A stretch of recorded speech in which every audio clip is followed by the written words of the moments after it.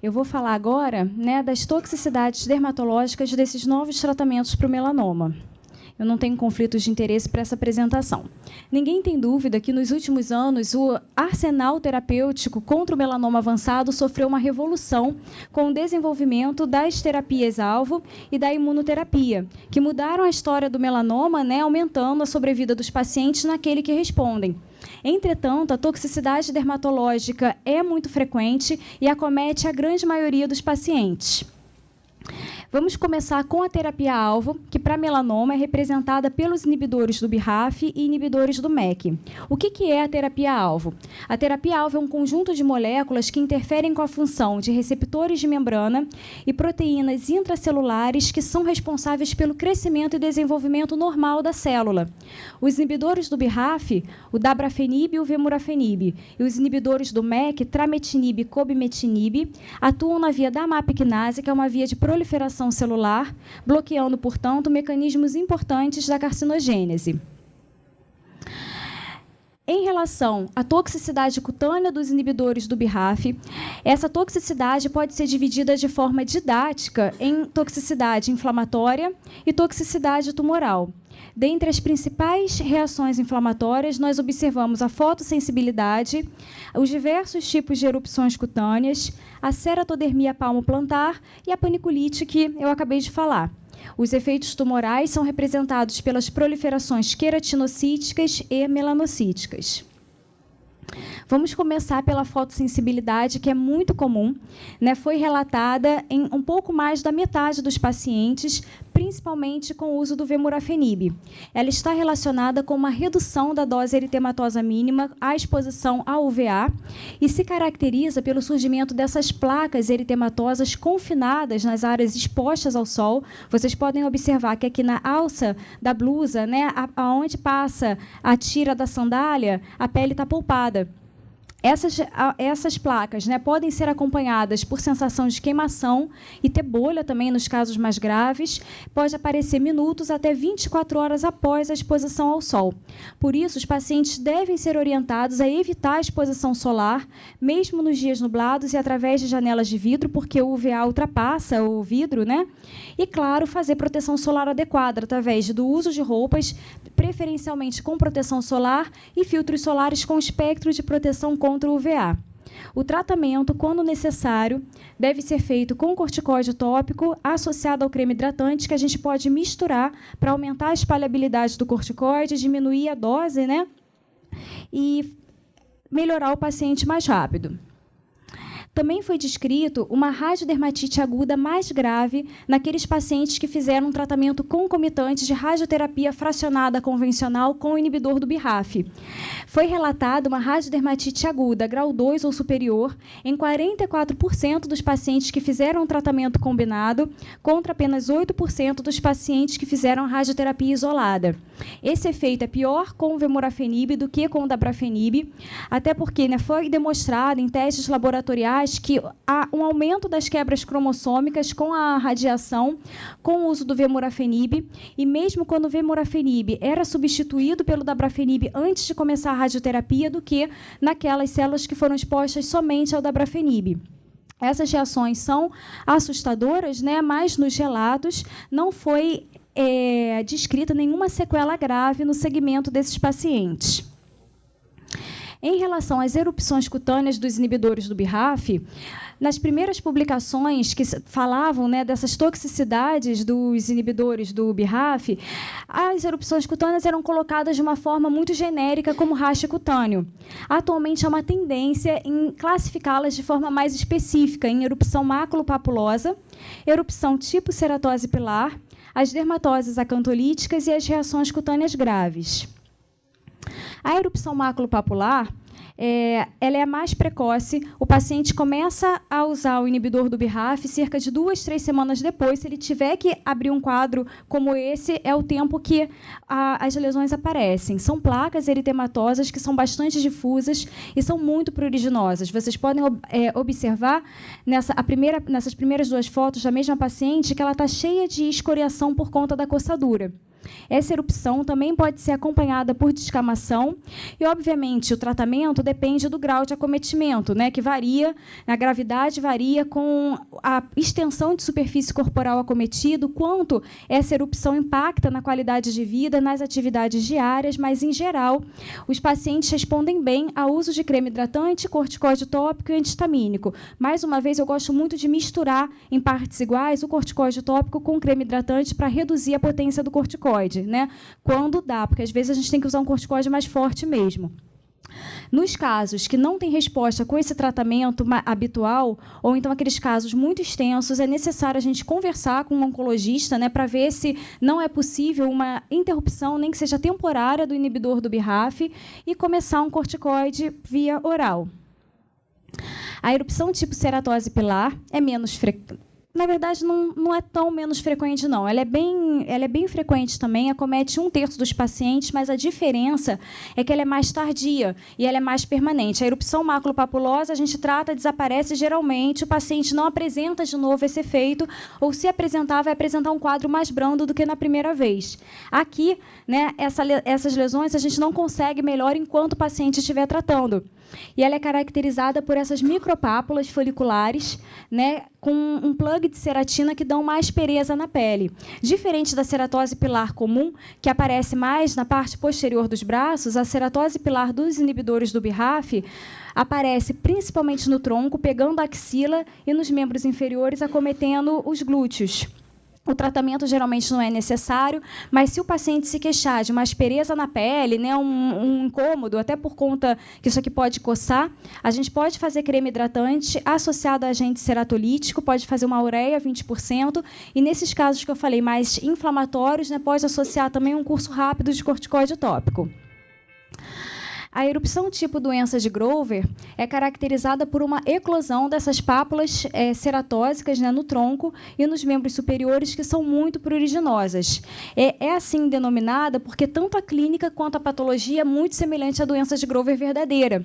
E o tratamento é feito também com corticóide tópico e antihistamínico para tentar controlar o prurido. Nesses casos mais extensos, né, tem que fazer corticóide oral porque o paciente não melhora. E nesses casos que mesmo com corticóide oral você não vê resposta, pode tentar associar um retinóide oral, só cuidado se o paciente tiver metástase hepática do melanoma por conta de um impacto, né, no hepático também. Em relação às reações cutâneas graves, é cada vez mais frequente a gente encontrar na literatura relatos de síndromes de Steven-Johnson, NET, DRESS, AGEP, até síndrome de Sweet também, principalmente com vemurafenib. Diante de um paciente com uma reação, né, com potencial risco de vida, como nesses dois exemplos, o inibidor do BRAF tem que ser suspenso imediatamente e o paciente tem que ser internado para a instituição das medidas de suporte, né, fazer exames laboratoriais para ver se não tem acometimento sistêmico, sempre que puder fazer biópsia cutânea, se tiver bolha, pede imunofluorescência também, e é claro que a gente tem que excluir outras etiologias, né, como um rash viral, doenças primárias da pele e farmacodermia por outras medicações. Lembra que paciente com melanoma, né, com frequência tem metástase cerebral, usa anticonvulsivante, então é comum fazer farmacodermia por eles também. E, obviamente, começar o tratamento adequado para essas reações o quanto antes, porque isso aumenta a sobrevida dessas reações.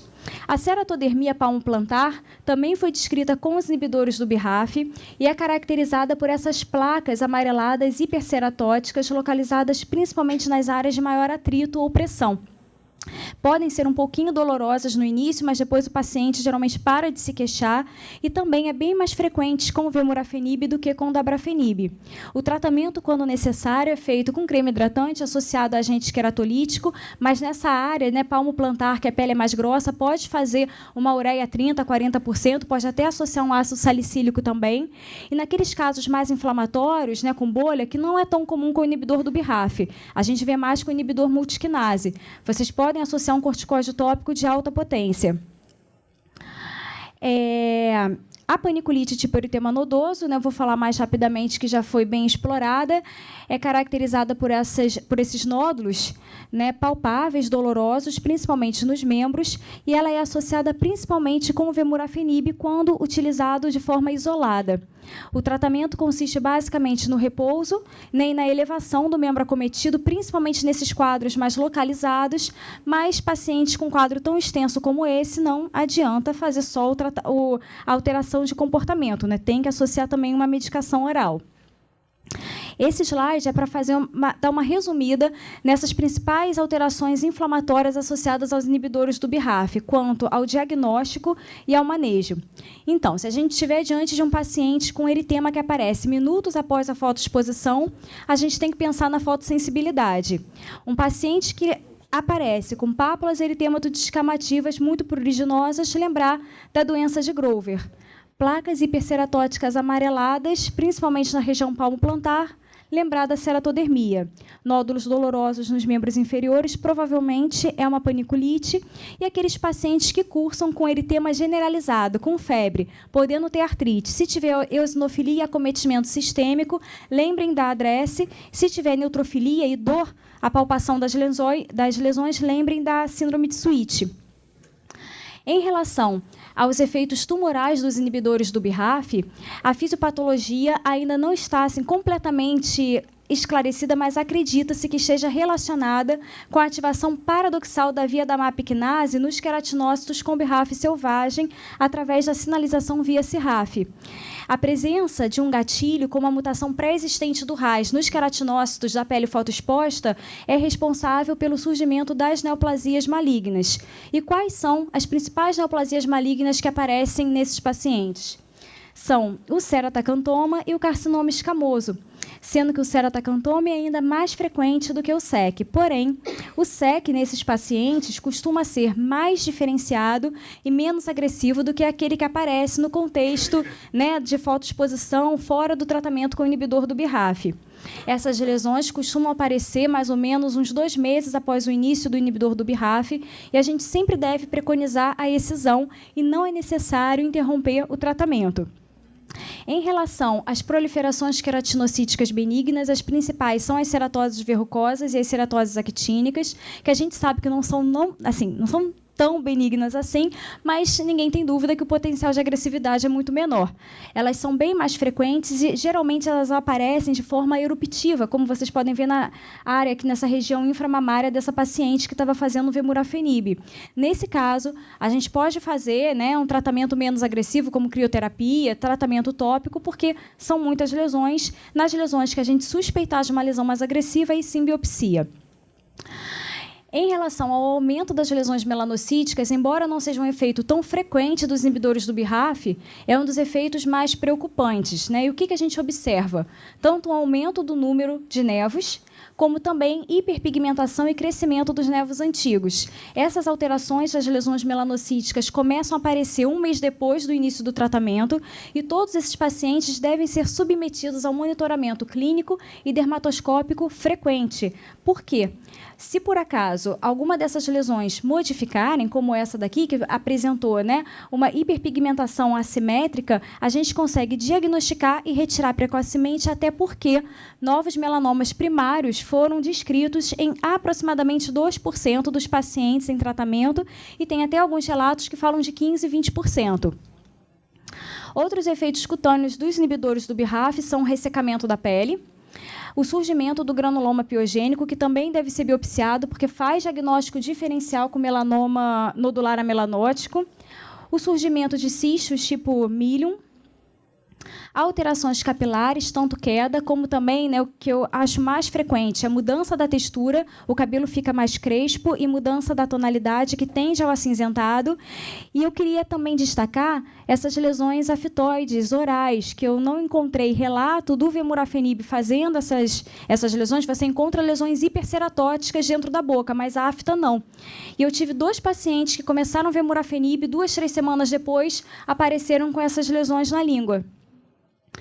Em relação à toxicidade dos inibidores do MEK, a principal é a erupção papulopustulosa, que é muito semelhante à que a gente vê com os inibidores do EGFR, porém, não é tão extenso como acontece com o panitumumab, né, com o cetuximab também. Essas lesões são caracterizadas por pápulas eritematosas com pústula, localizadas principalmente nas áreas seborreicas do corpo.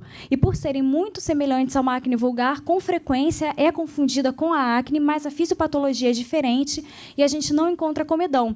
E por isso que o tratamento é tão diferente, né, que principalmente os dermatologistas podem estranhar tratar uma erupção acneiforme com corticoide tópico, botar mais hidratante e fotoproteção, que são veículos mais oleosos, né? Em casos mais extensos, que, como eu falei, não são tão comuns, no caso dos inibidores do MEK, a gente deve fazer uma tetraciclina oral por conta do seu potencial anti-inflamatório. Essa combinação do inibidor do BRAF e do MEK, ela mostrou, né, uma diminuição significativa da toxicidade cutânea, principalmente aquela relacionada à ativação paradoxal da via da MAP quinase, porque a via é bloqueada em outro ponto também. E, além disso, tem evidência que diminui a resistência tumoral. Fechando essa parte de terapia-alvo, eu vou entrar na segunda parte da aula e última, que é de efeito cutâneo adverso da imunoterapia, que é representada pelo anti-CTLA-4 e pelos anti-PD-1 e PDL-1. De forma bem resumida, porque todo mundo aqui já está, né, cansado de escutar como que essas terapias funcionam, as imunoterapias elas atuam aumentando a resposta imunológica, mais especificamente do linfócito T contra as células tumorais. E por conta dessa ativação do sistema imunológico, a maioria dos efeitos é imunomediada, inclusive os efeitos cutâneos, que geralmente são os mais precoces e também são os mais comuns. A fisiopatologia também não está completamente esclarecida, mas acredita-se que esteja relacionada com a infiltração de linfócitos T na pele e a produção de mediadores inflamatórios e autoanticorpos. Os principais fatores de risco para o surgimento da toxicidade cutânea da imunoterapia são o tipo de imunoterapia utilizada. A gente já sabe que a frequência e a gravidade dos efeitos cutâneos com o ipilimumab são muito piores do que com o anti-PD-1, bem como quando o ipilimumab é combinado com o anti-PD-1, que é conhecido como duplo bloqueio. Além disso, o tumor que está sendo tratado também tem grande influência, uma vez que pacientes usando o anti-PD-1 para melanoma têm 40% mais efeitos cutâneos do que pacientes utilizando o mesmo anti-PD-1 para outro tipo de tumor. E, obviamente, que a suscetibilidade genética, né, individual de cada paciente também tem grande influência. Apesar da imunoterapia agir, né, o anti-CTLA-4, anti-PD-1 e PDL-1, agir em pontos de checagem diferentes, o perfil de efeito cutâneo é bem parecido. Os principais são o prurido, as erupções cutâneas e a despigmentação tipo vitiligo. O prurido é dito como efeito mais comum, até porque muitas vezes ele vem associado com outras reações, né, como o ressecamento da pele, as erupções cutâneas. E ele tem grande impacto na qualidade de vida. O tratamento, né, além da reação de base, a gente deve usar um creme hidratante para reforçar a barreira cutânea, diminuir a atividade inflamatória, utilizar um antihistamínico e, se o paciente não responder, a gente pode tentar uma medicação de ação central. Em relação às erupções cutâneas da imunoterapia, a mesma coisa, né, que eu falei com as erupções dos inibidores do BRAF acontece aqui. As primeiras publicações citavam essas erupções como um raste cutâneo de forma muito genérica. E, atualmente, há uma tendência em classificá-las em erupções sem bolha, erupções com bolha e erupções cutâneas graves. Diante de um paciente com uma erupção cutânea, a gente deve, né, mais uma vez, excluir outras etiologias, solicitar exames laboratoriais para avaliar se não tem acometimento sistêmico e sempre realizar uma biópsia cutânea. Dentre as erupções sem bolha, a principal é a erupção maculopapulosa, que é caracterizada por essas placas eritematosas, né, bastante difusas pelo tegumento, que, por definição, não tem bolha e também não está associada com sintoma sistêmico, geralmente nem com anormalidade laboratorial. Outra erupção não bolhosa, também muito comum, é a erupção liquenoide, que é caracterizada por essas pápulas eritematoviolaceas, que podem ser difusas, mas tem uma predileção por essa área aqui do punho e dos maléolos, e também a gente pode encontrar alterações liquenoides dentro da mucosa oral. Também foi relatada uma erupção psoriasiforme, principalmente com anti-PD1, e a gente pode observar tanto uma exacerbação da psoríase pré-existente quanto o surgimento de um quadro novo por conta do aumento da atividade dos linfócitos T helper. Dentre as erupções com bolha, eu queria destacar o pemphigoide bolhoso, né, que é caracterizado pela presença dessas bolhas tensas e erosões, né, bastante difusas também pelo tegumento. Ele é causado por um aumento da produção dos autoanticorpos contra a proteína do M-desmossomo BP180, né, mais relacionado com o uso de anti-PD1. E uma coisa que eu gostaria de chamar a atenção de vocês é que a gente já pode encontrar esses anticorpos circulantes na corrente sanguínea, e mesmo prurido, bem antes do aparecimento dessas lesões. Então, atenção para aqueles pacientes com aquele prurido intratável, porque ele pode abrir um quadro de pemphigoide bolhoso. A farmacodermia bolhosa, né, é parecida, né, ela é caracterizada por placas eritematosas, como se fosse um racho maculopapular, mas tem bolha também, devido ao dano epidérmico intenso e tem muito prurido. Dentre as erupções cutâneas graves, né, tem principalmente a Steven Johnson, a NET, a DRESS e a JEP. Como essas reações são idiosincrásicas e potencialmente fatais, a imunoterapia deve ser interrompida imediatamente, o paciente deve ser internado para a instituição das medidas de suporte e começar o tratamento apropriado para cada uma dessas. As publicações internacionais, né, têm como recomendação o tratamento, obviamente, que é por gravidade.